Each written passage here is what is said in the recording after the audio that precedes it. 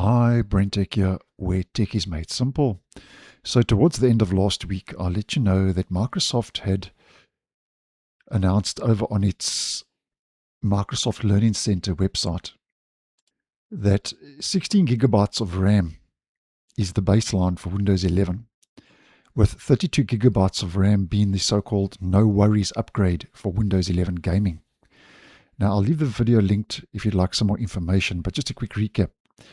If we head over to a screen grab, this is the article over on the Windows Learning Center. Gaming features, what the best Windows PC gaming systems have in common. And in this section, Microsoft had said for most players, 60 gigabytes of RAM is a practical starting point. Moving to 32 gigabytes of RAM helps if you run Discord, browsers, or streaming tools alongside your games. The extra memory also gives newer titles more breathing room as memory demands continue to rise. So that was the recommendation, so to speak, from Microsoft. Now, it does seem that this statement by Microsoft has caused a bit of backlash because Microsoft has quietly taken down the said support article that suggested that gamers should consider upgrading to 32 gigabytes of RAM, and has followed quite a bit of criticism because it does seem that Microsoft is pushing unnecessary hardware upgrades. And the removal of the said article was spotted by Windows Latest. The post by Windows Latest will be in the description. Now, apparently the so-called guidance by Microsoft and the suggestion drew criticism because it clashed with Windows 11's minimum requirements, which still lists 4 gigabytes of RAM as sufficient to be able to run Windows 11, and I don't agree with that at all.